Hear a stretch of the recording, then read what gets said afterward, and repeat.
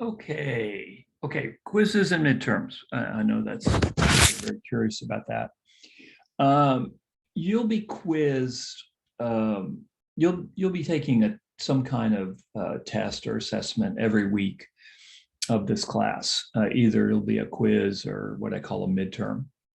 The reason I test you every week is I just don't think students do the work unless they're tested.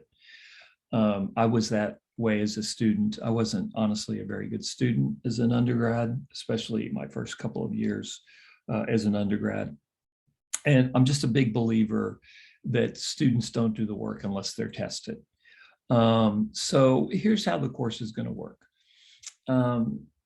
Most weeks you will have a quiz. It's a 10 to 12 question quiz on the previous week's material. So for instance, next week, you're going to be quizzed on module 1, which I'm releasing and deploying today. So you're always tested or you're always quizzed on the previous week's module, right? Does that make sense? It should be pretty simple. So I'm going to release a module today, which is Tuesday, the 18th of January, and that you'll be tested on that module, quizzed on that module next week. So you're always quizzed on the previous week's module. So in week 2, you're quizzed on the week 1 module. I can't quiz you on a module that you haven't studied yet, okay? So I think that should be pretty self-explanatory. If it's not, email me. Now, those quizzes are 25, they add up to 25% of your grade. I drop a quiz score. Just everyone has a bad day. So I do drop one quiz score. So that's a quarter of your grade, the quizzes. And I think there's like 10 or 11 quizzes. I can't remember now. Now there's also 3 midterms in this course. I used to give 2 midterms, but students just did terribly on the first midterm. I think they just didn't quite know how to study for the midterm because there's more material on the midterm. It was just a little bit too much. And so now what I'm doing is I'm breaking it down into 3 midterms. So when you take midterm 1, midterm 2, and midterm 3, there's just not as much material that you have to learn to do well on the midterm. I just think students were getting slammed with too much historical detail. So I'm giving 3 midterms instead of 2, and I think that's going to work a lot better. It will really help with the overall student average. Like I say, the students just often would just do awfully on midterm 1. There was just too much information. So the first midterm comes sooner in the course than it used to. It's not as many questions. It doesn't cover as much material. And I think this will work a lot better. Each midterm is worth 25% of your grade. Midterm 3 is the last test that you will take in this course this semester. I do not give a cumulative final. I just give midterms. So you'll be quizzed every week. Every about 4 or 5 weeks, you'll have a midterm. And then so midterm 1 is the first part of the course. Midterm 2 is the material I cover between after midterm 1. And then midterm 3 is the material I cover after midterm 2. So what I try to do, I try really hard just to make this course, I kind of break it down into small bite-sized pieces where you can understand it, you can get the historical detail that's necessary. And so it just makes more sense to you. By the way, in the midterms, you can use an index card for facts that you just can't remember. The index card, I think, works very, very well. I'll talk about that more as we go on. So in terms of grading, the quizzes every week, 3 midterms, you obviously won't have a quiz the week that you have a midterm. And the quizzes plus a quarter of the grade each midterm, a quarter of the grade. Now, let's turn to the schedule now.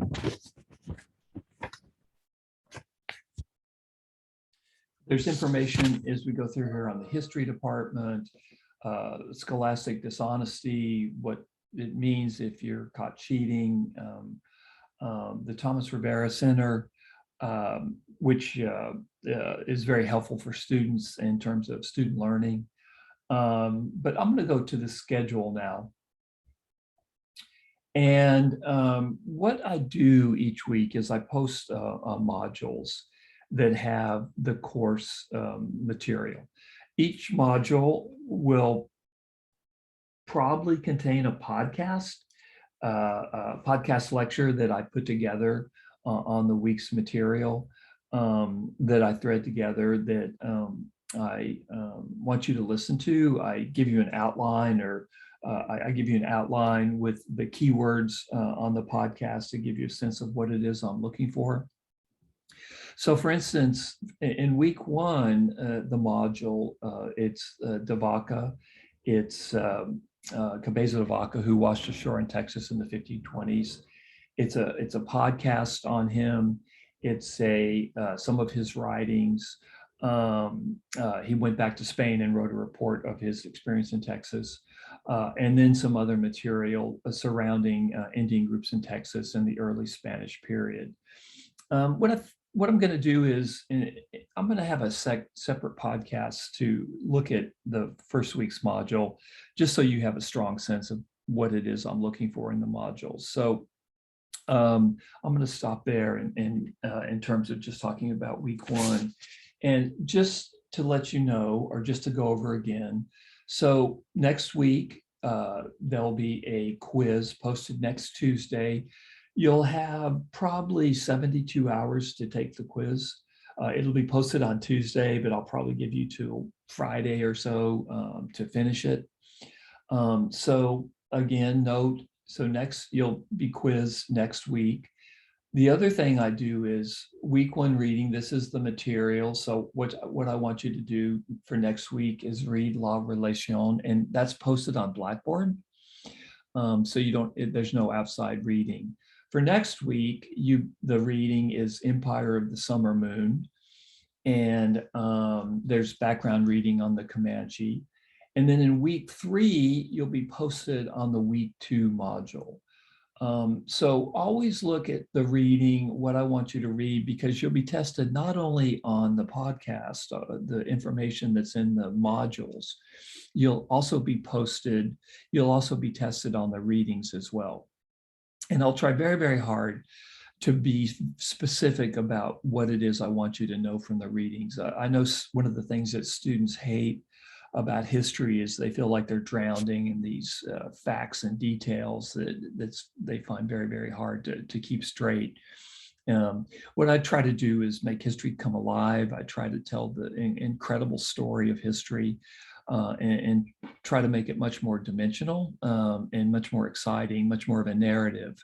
But I do know that students often struggle with the facts and dates of history. I'm very, very aware of that. And I try really hard to let you know what facts and dates, names that you're going to need to know, just so it makes sense to you, just so you're not kind of lost in this wilderness of information. Yeah, I've been doing this for a long time, and I think I have a very good sense of how to guide you through this course in a way that you'll find it maybe even enjoyable.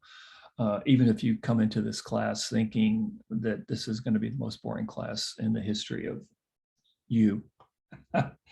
Let's see, as I go through this, the first midterm is on the 14th.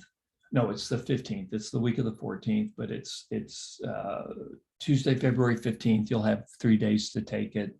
So it comes up pretty soon, in like 4 weeks.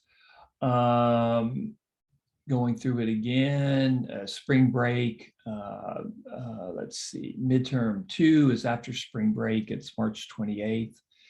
One of the deadlines that I want to point out to you is that if you're struggling in this course, March 28th is the last day that you can withdraw from a course via ASAP. You can withdraw from a course, any course at UTSA up until April 29th, but March 28th is the deadline for withdrawing over ASAP. And I'll talk about withdrawals and the advantages of a W versus an F as you move on through your college career. Hopefully it's not an issue for some students, but every once in a while, some students might need to withdraw from a course because a W doesn't count at all against you where an F does. So if you're really struggling with a course, you might think about a W, but we're not there yet. And let's see, Friday, April 29th is the last day that you can withdraw from a course, but we're not there yet. I will post midterm 3 on Friday, May 6th. It seems like a long time from now, doesn't it? But it'll come really quickly, and you'll have plenty of time to take it. So the course is, I think, very straightforward. But if you have any questions, if it's not straightforward to you, if you have questions about it, how you're being tested, when the midterms are, how you're being graded, just reach out to me. But I think it's pretty self-explanatory, but you know what, just because I think that doesn't mean that that's the way you perceive it. Now, I think what I'm going to do is one more podcast, and I'm going to have you look at the module 1, just so you get a sense of what the course modules look like that I post every week.